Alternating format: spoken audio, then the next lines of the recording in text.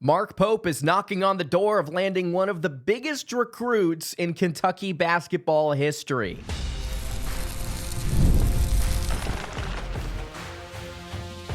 You are Locked On Kentucky, your daily podcast on the Kentucky Wildcats, part of the Locked On Podcast Network, your team every day. All right, what's going on, Big Blue Nation? Welcome on into Locked On Kentucky, your daily Kentucky Wildcats podcast. I'm your host, Lance Dawe, and on today's episode of Locked On Kentucky, we're going to talk about Tyran Stokes, the number one overall recruit in the 2026 class. Kentucky's gaining some momentum. Can they land him? Some of you think no. We're going to break it all down on today's episode, as well as why ESPN is high on Kentucky this season and a bold prediction they have that I don't necessarily agree with. We'll dive into all of that on today's show. Today's episode is brought to you by Monarch Money. You can take control of your finances with Monarch Money by using code LOCKEDONCollege at monarchmoney.com for 50% off your first year. Thank you guys so much for making Locked On Kentucky your first listen every single day. I want to remind everyone out there that we are free and available on all platforms. If you're watching on YouTube, I would love it if you subscribe to the show. And if you're listening on podcast, I would also appreciate it if you subscribed there as well, trying to get to 20,000 subscribers before the start of the college basketball season. And I think we can do it. All right. According to reports, you can hear this from Joe Tipton, whatever message board you're subscribed to out there on the interwebs, Tyran Stokes is gaining some Kentucky momentum. Now, nobody has predicted Kentucky to land this kid yet. No crystal ball predictions or anything like that. And in fact, nobody has even declared Kentucky the favorite. And I think that's important to note here as we dive into kind of the conversation surrounding Stokes and his recruitment. But Kentucky has gone from just a player in this race to a legitimate contender that is continuing to build more and more and more momentum as we get closer to the start of the college basketball season. It's going to be time here in the next few months for Stokes to announce his commitment. He's already taken visits to places like Kentucky and Louisville. He is a Louisville native, for those of you that don't know. He also has taken visits to Kansas as well earlier this year. In fact, I think Kentucky's the most recent visit that he's taken. I don't think he's taken any since that June 8th that June 8th visit in Lexington that nobody even knew about. But the Wildcats gaining momentum despite the fact that they've not been named the favorite. There have been rumors and thoughts and opinions thrown out there about this kid, whether or not he would be a good pickup and his character and all of that stuff. Forget what you read on Twitter. Forget what you read on message boards. I think one thing is very clear about this kid. He is the best player in the 2026 class. We've talked about him, I think, quite a bit on the show before. It's just as far as how dominant he is whenever he starts in transition or in the half court barreling towards the rim. This kid is very difficult to stop from scoring at the basket. You see that slasher type dominance in him, I think, across his highlight tape, but you also see the jumper. You see a little bit of mid-range. You see him during the EYBL is highly efficient from beyond the arc. This kid is really, really gifted when it comes to scoring the basketball in a variety of ways, but I love that downhill momentum. I love that slashing ability at 6'7", 235 pounds. This kid is a load with almost a 7-foot wingspan, insane explosiveness, incredible vert. He plays with force, thrives above the rim. This is a kid that I think would love to play at a place like Kentucky because he's going to have the opportunity to get that train rolling downhill 24/7. That's the way Kentucky likes to play. They like to play super aggressive, up and down the court, high tempo, press you at the rim, kick it out, stuff like that from beyond the arc. I think that this guy would be somebody that could become a focal point of the offense next season, not just as a scorer, but also as a distributor. You don't necessarily see, I think, the distribution quite yet in terms of incredible passing, but as he is able to wrap up his senior year, and if he was able to come to a place like Kentucky, you could all absolutely see him become one of those wing distributors that Mark Pope loves so much. This kid brings a lot of attention offensively. He's a really solid perimeter defender. I think the scouting reports will reflect that as well. This would be a perfect pickup in terms of personnel for what Kentucky wants to do as far as adding yourself another player who can contribute efficiently around the rim and can give you some space in this Mark Pope offense. If you want to look actually what the most recent scouting report had to say, or at least, what the most recent scout at 24/7 Sports had to say about him earlier this year. He had some ups and some downs during some sessions. I believe they might have been with Nike EYBL in Kansas City. But this is what 24/7 Sports had to say. What was abundantly clear is that the so-called debate about the number one ranking isn't a debate at all. When Stokes is locked in and motivated, as he was in Kansas City, he is in a league of his own. He's too powerful, unstoppable getting downhill, and able to create offense on demand. His prowess includes plenty of nuance, too. He has magnetic hands, pristine footwork, and an instinctive ability to carve out a path to the rim, even when one doesn't seem to exist. He's a much better passer and playmaker for others than he often gets credit for, and also makes plays on the defensive end of the floor. The shooting remains a work in progress, but the bottom line is that the only person capable of derailing Stokes is Stokes himself. While reclassification was once reportedly on the table, he's made it clear that he intends to stay in the class of 2026, obviously. That definitely being the case. Now he's been described as an instant spark plug, plays with purpose, cuts with purpose, regularly creates easy opportunities for himself near the rim, can finish through contact unlike anybody else. During 7 games with Team USA, he shot 67.4% inside the arc. I believe that was last season, and 59.6% on two-point attempts during his junior high school season. This kid is dominant. If you want to go look at his stats during the EYBL through 9 games here collectively over the course of 2 different stints. So over the course of his first stint, shot 50% from the floor, 42.9% from deep. Second stint, 51.4% from the floor, 42.1% from beyond the arc. As far as I can tell, the three-point shooting concerns that maybe some scouts have, they're not necessarily there, at least currently. But who knows? Maybe the inconsistencies show up whenever he gets to college. But man, that's not even really the big thing that I'm looking for here. I'm looking for somebody that can be a legitimate wing perimeter defender and can provide you that slashing physicality, dominance around the rim.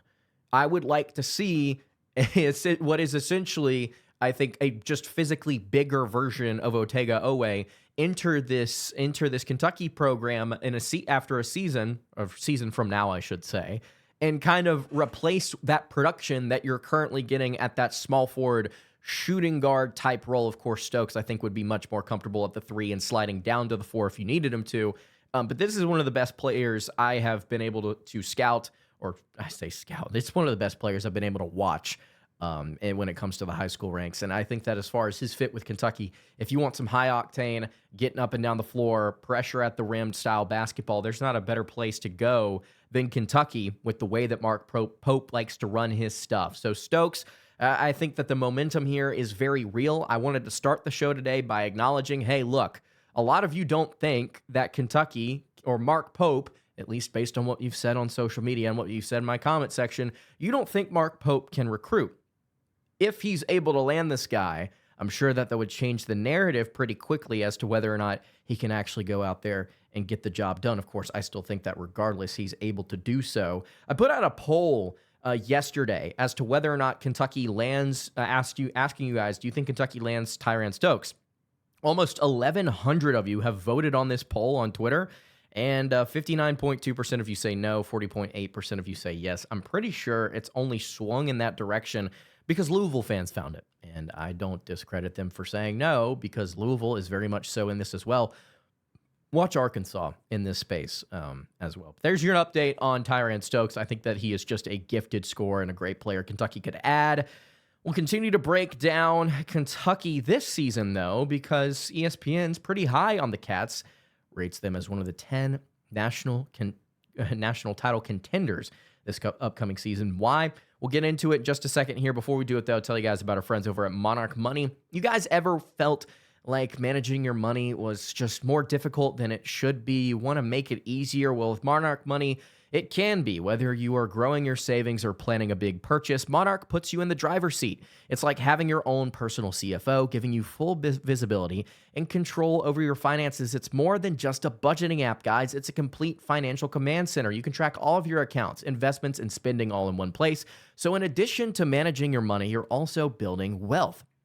Monarch has really helped me track my spending when it comes to random subscriptions that I have, whether they be for work or for pleasure, whether that be a streaming service or something that I need for work as far as graphic work goes or editing or anything like that. I'm realizing, thanks to Monarch Money, I'm spending money in a lot of different places that I simply don't need to be. It's helped me budget safer, and it's helped me save more money. You can take control of your finances with Monarch Money by using code LOCKEDONCollege at monarchmoney.com for 50% off your first year. That's monarchmoney.com, code LOCKEDONCollege for half off your first year. All right, continuing along here on the Monday edition of Locked On Kentucky, Lance Dawe hanging out here with you. Really appreciate you guys checking out the show today. If you have not subscribed to the YouTube channel or the podcast feed, I would greatly appreciate it if you did so. ESPN put out an article, and the reason that I really want to dive into this today is because Kentucky adjacent Myron Medcalf, shout him out over at ESPN, wrote this article with Jeff Borzello. And they break down, because we're less than 100 now, days away from men's college basketball, the top stories, players, contenders, etc. And they put together their consensus top 10. And these are the 10 title contenders for college basketball for the 2025-26 season, at least according to Borzello and Medcalf. We'll start here at the top. It's the Purdue Boilermakers at number 1 because Matt Painter got Braden Smith back, Trey Kaufman-Wren, Fletcher Lawyer, also Oscar Clough, who I have raved about on this show. He's going to be with the Boilermakers this season. Florida at number 2. UConn won back-to-back national titles in 2023 and 2024 after retaining key players from that first run. ESPN notes Todd Golden's team could mimic that feat with some new stars in the mix as well. Boogie Fland, obviously, here alongside, the Princeton transfer is completely slipping my mind. But they've also got Thomas Hall, Alex Condon, Ruben Chinyelu, Xavier Lee. I can't believe, I don't know why he slipped my mind. But Florida at number 2. Houston at number 3 here. Lost in the title game a season ago, but they've also got some really solid guard wing guys back. Miles Uzan, Emmanuel Sharp. They also bring in the nation's number 2 recruiting class that's got some really good players in there, including Chris Senack, if I'm not mistaken. UConn is number 4 on ESPN, on Borzello and Medcalf's top 10 national title contenders. I disagree with this. I've been on record saying this multiple times. Sorry to my boss, Allie Bronson. Unfortunately, I just don't see UConn as one of the top 10 teams in college basketball heading into the season. They're going to have to show me that they're better defensively and that they're more cohesive shooting the ball and playing consistently than they were a season ago. Alex Caravan is back. Solo Ball is back. Silas Demery Jr., the Georgia transfer, is in. This was a down year for UConn a season ago. I don't necessarily know if they can punch into that top 8, top 5-ish range this year, because I'm just not that fired up about their personnel relative to some of the other, I think, really talented teams that are in this group. One of them being as well St. John's here, who is at number 5. Rick Pitino completely transformed St. John's since arriving 2 years ago. First Big East regular season title and tournament championship since 1992 and 2000, according to ESPN. Zuby Ejiofor returns. We also obviously went heavy in the portal, as Pitino has done for a couple of years now, to fill out the rest of his roster. They're looking to get to the Sweet 16 for the first time since '99. Speaking of a team that's trying to get past the Sweet 16, the BYU Cougars here at number 6. I am uber high on the BYU Cougars. You guys know this. Kevin Young's squad made 37% of their three-point attempts and 59% of their shots inside the arc last season. It was just an insane offensive showing. Now, they add Rob Wright, the transfer from Baylor. They add A.J. DeBansta, the number 1 overall player and who's going to be just incredible for the Cougars this season. They also brought back Richie Saunders, I almost called him Richie Hall because I almost combined him and Dallin Hall together. BYU is going to be great. BYU is going to be great. Louisville, a couple of spots over Kentucky here at number 7 after leading Louisville to a remarkable 19-win turnaround in his first season with the Cardinals, including a 15-win improvement in the ACC. Pat Kelsey has his sights set higher in year 2. We've talked about them recently as far as their personnel goes. This is going to be one of the best backcourts in the country with Ryan Conwell and Mikael Brown Jr., the 5-star freshman. They're going to score in bunches. They're going to shoot the three, I think, at a much higher efficiency than they did a season ago, and that's going to translate here to a lot more wins in Pat Kelsey's second year up in Louisville. And as a Kentucky fan, I think I can be objective and fair when I say that. The ACC is not that very good. This is a good Louisville roster. Concerns maybe at center in terms of what they're going to be able to do defensively at around the rim, but they were still a solid defensive team a season ago, and that was not necessarily a strength still. And Keyshawn Pryor, I think, is an underrated defender, possibly, just based on what his numbers say, but at the same time, he was also injured and very inconsistent. Anyway, Louisville's going to be good. You've got Michigan at number 8. Yaxel Lindenberg is there instead of staying at UAB, going to the draft, or going to Kentucky. What a shame. And then at number 9 are the Kentucky Wildcats. Why is Kentucky underneath a team like Michigan, a team like Louisville? Honestly, I think Kentucky, if we're playing this year as far as title contenders, I think Purdue, Florida, Houston are comfortably in that top tier. With BYU, I would put 4th. I would put St. John's 5th. And then I would put Kentucky 6th. And then Duke 7th on this list. Unfortunately, Duke at number 10.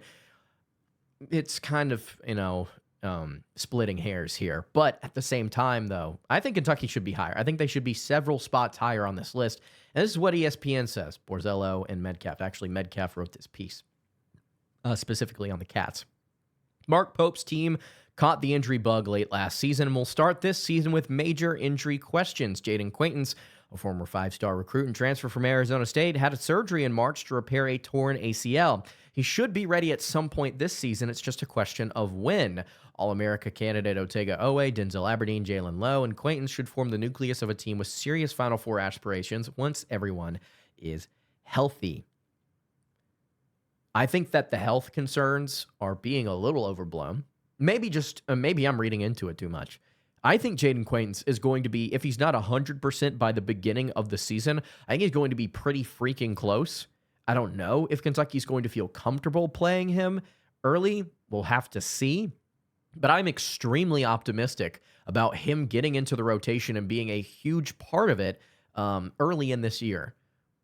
Again, it may not happen, and if it doesn't, we need to have some conversations about what Brandon Garrison and Malachi Marino are doing at the 5, because then I start to have some concerns. There's no Amari Williams in that room, and I'm not sure what we're hearing from Brandon Garrison as far as development this offseason so far. So if Quaintance is not there early like we expect him to be, there could be issues, but still, I think it's very clear Kentucky is a cut above the rest here alongside the Duke Blue Devils, who are at number 10. I agree. These are, I think that minus UConn, these are the 9 to 10-ish best teams in the nation heading into the 2025-2026 season. I think Kentucky has the depth. I think they have the defensive prowess because of what they've added through the transfer portal and Quaintance and Diabate. I think they have the head coach with the schematics to get this done. Kentucky should be a title favorite. And again, I would have them over a team like Michigan. I'd have them over Louisville. I would have them over UConn. I think that they are knocking on the door of that top 5. We'll just have to see it happen. By the way, just want to be clear here. Go ahead and cover some bases real quick. If Kentucky loses to Louisville early in the season, it is not an indicator as to whether or not they can win the national championship. We need to kind of dial things back here. If Kentucky loses a couple of games early this year because they play some tough opponents, it does not mean they're not national championship contenders. In fact, they may not have all of their pieces to play said games. We need to see the full picture before we start making broad strokes conclusions about whether or not Kentucky can win a title. I'm saying that to Louisville fans as much as I'm saying that to Kentucky fans. Hold your horses. If Kentucky beats Louisville at the beginning of the season, it does not mean broad strokes Louisville's not a national championship contender. They couldn't beat Kentucky on their own floor with their personnel that they've got this year. So there are broad strokes conclusions that I think a lot of people like to make once they see one game. Let's not do that. Let's kind of wait, because there's a lot of crap that could happen between the start of November and the beginning of March. Let's just wait and see what happens. Kentucky, definitely a national championship contender, in my opinion. I think ESPN's reasons are sound. here. They've got the depth. They've got a really strong nucleus of great guards and wings with a defensive center of the year, a defensive player of the year type candidate at the 5. If he's healthy, we'll see. I'm surprised that Duke is low on this list. I would have Duke over UConn because of the Boozer twins and because of just how much talent is going to be there in Durham. Despite losing their entire starting 5 to the NBA draft, they're still going to be really good. They're still going to be very good. All right, we've got one more thing to get to here as far as 10 wild predictions from ESPN, but there's one here at the top of their list that intrigues me about Kentucky and a former head coach. Before we dive into that, I want to tell you guys about our friends over at Game Time. We've all been there, logging on early and waiting forever for concert tickets to go on sale, only to lose your spot for a show you've been dying to see. Live music should be about making memories, not dealing with the stress of ticket shopping, and that's where Game Time comes in. Game Time makes getting concert tickets faster and easier than ever. Prices actually drop the closer it gets to showtime, and you can save up to 60% off with their killer last-minute deals. If you are tired of endless scrolling, trying to find the best deal, Game Time Zone deals pick the best seats in your section for you. And if you've ever wondered, what do my seats actually look like before I buy? You don't have to go to some sketchy website and take 5 minutes to figure out what exactly this seat could possibly look like. Game Time has pictures for you, and I can go ahead and tell you, as someone that only uses Game Time for all of my events, not just music, but comedy, theater, and sports, I can go ahead and tell you, the view in person is even better. You can take the guesswork out of buying concert and show tickets with Game Time by downloading the Game Time app, creating an account, using code LOCKEDONCollege for $20 off your first purchase. Terms apply. Again, create an account, redeem code LOCKEDONCollege, LOCKEDONCOLLEGE for $20 off. Download Game Time today. Last minute tickets, lowest price guaranteed. All right, wrapping up the Monday edition of Locked On Kentucky. So we've got 10 wild predictions here from Myron Medcalf and Jeff Borzello. The third prediction here out of the 10 has to do with Kentucky, but I want to get to the second bold prediction here because it pertains to the SEC. This is from Jeff Borzello. The SEC won't be as strong as it was a season ago. This is a bold prediction. It won't be as strong, but it will repeat its 14 bids. I love this take. I think this is a great take. Here's what Borzello has to say. It's nearly impossible for the SEC to be as historically strong again as it was a season ago. It took a perfect storm for the league to produce what it did last season. We don't expect 2 1 seeds and 2 2 seeds from the conference again. But Borzello won't be surprised to see it run it back with its record-setting 14 bids. At least 12 schools already look like comfortable NCAA tournament teams on paper. Let's break those down here really quickly. Obviously, Kentucky, Auburn, Florida, Alabama, Tennessee, Ole Miss. I would say that Arkansas. I would say Vanderbilt. I would say Oklahoma. I would say Georgia. I'd say Missouri as well. Should be in that conversation. Almost the entire freaking league outside of LSU and South Carolina. Texas is going to look good. Outside of LSU and South Carolina. And LSU, by the way, brought in a good recruiting class. A really freaking good, not recruiting class, transfer portal class, I should say. So I love this take. The SEC is not going to be as strong, but it will repeat, which also, I think, does pose the question, what is Mark Pope going to be able to do in the SEC in year 2 with a better roster on paper, looks like on paper, and a slightly weaker SEC? Maybe not as strong at the top. Who knows? Maybe he could possibly win the league outright. But let's get to the third bold prediction here, and this is from Myron Medcalf. This one's fun. John Calipari will face Kentucky in the Final Four. I'm going to let you sit on that one for a second. This is what Medcalf says. Darius Acuff is a top newcomer for an Arkansas squad that made a run to the Sweet 16 in March, giving the Razorbacks depth and experience that last season's group lacked. And while Kentucky might need some time to get off the runway, it could have one of the nation's most talented rosters as March approaches if Jaden Quaintance is healthy. Medcalf there, reiterating some of the things that I said a second ago. If Kentucky loses some early season matchups, I don't think we should be panicking. It takes a moment to get going. Maybe, if they don't, by the way, I'm saying who knows? I actually think they're going to start hot like they did a season ago. I think I'm on record saying that. But if they don't, it's not an indicator as to whether or not they can definitively win a title. Things can turn around. You saw Kentucky jump all of those spots in defensive efficiency just with weeks left in the season last season, I should say. John Calipari facing Kentucky in the Final Four. I would like this take. It's going to take, for Kentucky, it's going to take one player to determine whether or not this is possible, and that's JQ. It's whether or not Quaintance can play at a level that he did defensively a season ago. That's what this is going to come down to. For Kentucky, that's what this is going to come down to. For Arkansas, they've got a good team on paper, really good team on paper. They should be ranked inside the top 20-ish to start the year, in my opinion.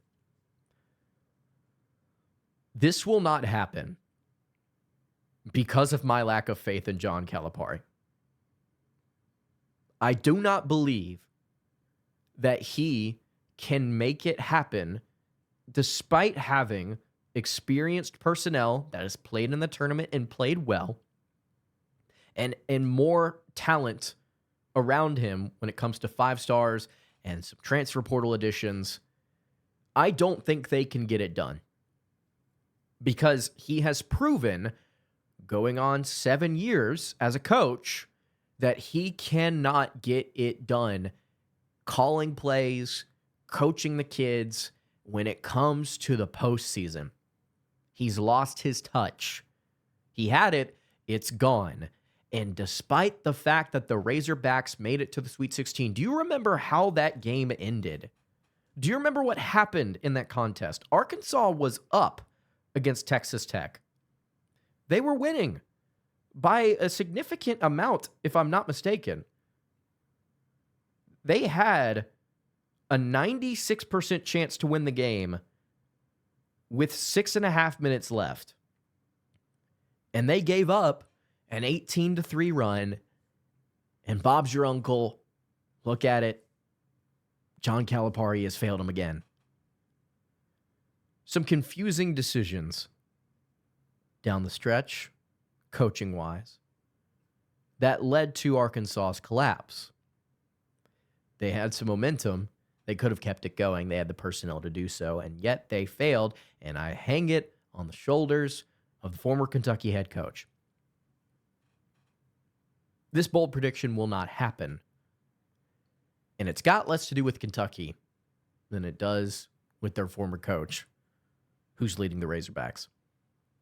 I would love to see Arkansas prove me wrong. I would love to see John Calipari prove he's got one more year in him to get a squad to the Final Four or win a title. Heck, I just haven't seen it happen. And as of right now, I don't believe. And I think, by the way, I know I'm coming at you from a Kentucky perspective. I know I'm coming at you from the blue and white glasses. I'm going to have some sort of bias towards the Cats.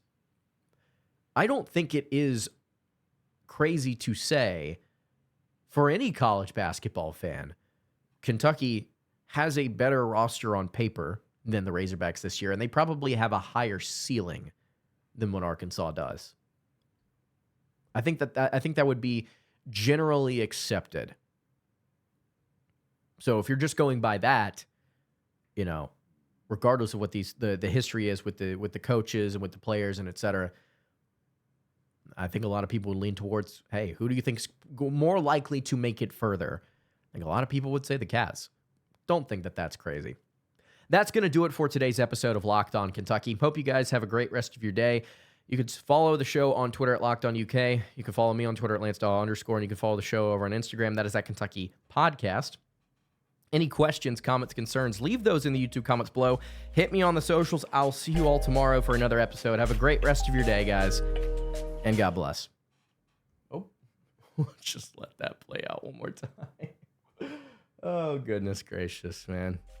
The things we do at Locked On Kentucky. Fall camp starting this week, by the way, ladies and gentlemen. Get your popcorn ready.